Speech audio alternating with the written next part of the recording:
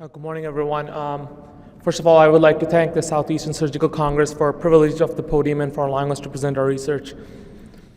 I have no disclosures. The focus of trauma systems is early identification of serious injuries and the provision of timely and adequate trauma care.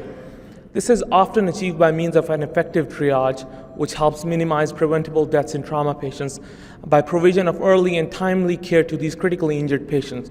And this is a hallmark of a mature trauma system. There are several pre-hospital scoring systems that have been used to allow triage of these patients. These scoring systems are based on physiologic parameters and help identify patients who would benefit from triage to a trauma center. This is one example, which is the revised trauma score, very commonly used in the pre-hospital setting, based on respiratory rate, systolic blood pressure, and GCS. As you can see, an increasing score is associated with higher survival. However, the use of RTS or other scoring systems such as the TRIS or MGAP score is mostly limited to the pre-hospital settings and only helps triage patients who should get to a trauma center. However, once these patients get to a trauma center, they are initially evaluated by the trauma teams in the ED. Their final plan for disposition to the ICU or elsewhere requires the identification of their definitive injuries and extensive workup, some of which can take several hours. This inevitably lengthens their ED length of stay and is very often also seen in patients who are critically injured and need ongoing care in the ICU. When we looked at the literature, currently there are no tools that can help clinicians make decisions early prior to their definitive injury identification. So our aim was to develop a simple and rapid assessment tool that can be applied with ease during the initial evaluation of trauma patients when their final injuries have not been identified and can reliably predict mortality as well as the need for ICU care in adult trauma patients.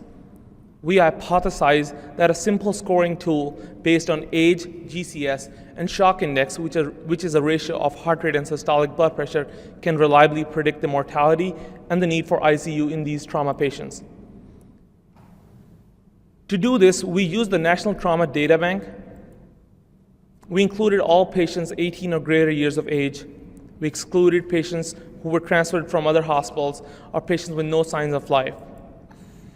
Our outcome measures were mortality and the need for ICU admission. We created our scoring system in 4 simple steps. In the first step, we identified all the factors that, in our opinion, directly impacted the mortality or determined the need for ICU admission prior to identification of their injuries. These were 3 important factors: the hemodynamics, age, and neurological status. In the second step, we identified one representative vital sign or parameter for each of these factors. For hemodynamics, we chose shock index greater than 1 for ease of use. We chose age of 55 as a cutoff based on previous literature, such as in the TRIS score, and GCS, which is a representative of the neurological status.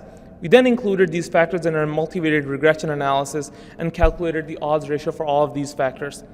We then rounded off their odds ratio to the nearest whole number and assigned appropriate weights. This gave us our score system, which is basically based on shock index, age, and GCS, hence called the SAG score. We then calculated the SAG score of our whole population and divided them into 3 cutoffs, dividing them into high, intermediate, and low-risk population. Coming to our results, we had 281,522 patients. Mean age was 47.3. 35% of our population had age of greater than 55. We had 5.9% population with a shock index of greater than 1. And the median interquartile range for our GCS was 15.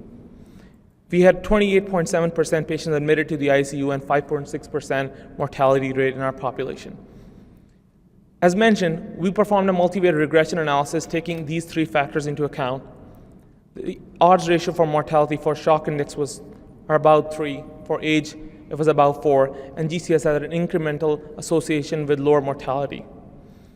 In essence, to calculate a SAG score for any patient, any care provider would need 3 basic steps. Number 1, you look at the shock index of the patient.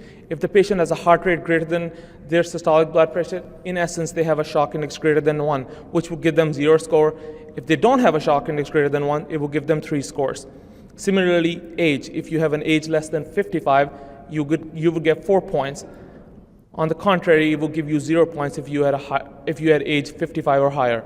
For GCS, for the ease of use, we elected to give a value of GCS contributing towards the SAG score. So everybody would get 3 to 15 points based on their GCS.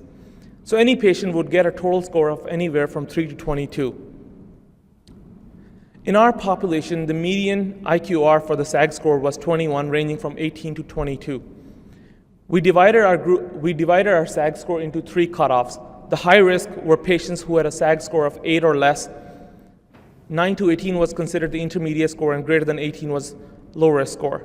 As you can see, patients in the high risk had 20% mortality, and nearly 50% of these patients were admitted to the ICU. In the intermediate group, the mortality rate was 4%, and the rate of ICU admission was about 35%. In the low risk group, about 22% of patients were still admitted to the ICU, however, the mortality rate was less than 1%.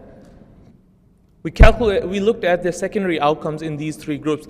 As expected, all of these outcomes were significantly worse in the high-risk group, which included the hospital length of stay, the ICU days, the total number of days on the ventilator, and overall hospital complications. In order to calculate the accuracy of our score for mortality, we performed a receiver operating curve. We had an area under the curve of 0.873 for mortality. For our ICU admission, the AURC for our score was 0.644. We also compared our score to a previously established RTS score, even though this is used in the pre-hospital settings. However, just for the sake of measuring the accuracy, we wanted to compare it to it, and AURC for RTS was 0.824, which was lower than our scoring system. Since our scoring system heavily relies on GCS, we wanted to make sure that our SAG score was not, in effect, just representative of GCS. So we compared it to an isolated GCS as well. And you can see the GCS AURC is significantly lower than our scoring system. In conclusion, SAG score is a simple clinical tool derived from variables which can be assessed with ease during the initial evaluation of trauma patients and can be applied in the field or in the trauma bay. It provides a rapid assessment and can reliably predict mortality and the need for ICU admission in trauma patients. This simple tool may allow for early resource mobilization, possibly even prior to the arrival of the patient to the ED. Our limitations: this is a large retrospective database study. Our study is only in its first stage, so we at this time have a development cohort. We still require a validation cohort to establish the performance of our score in a real trauma environment. We did not take into account the mechanism of injury, and it is unclear how our scoring system will work differently for blunt or penetrating mechanisms of injury. With this, I would like to thank you all for a very patient listening.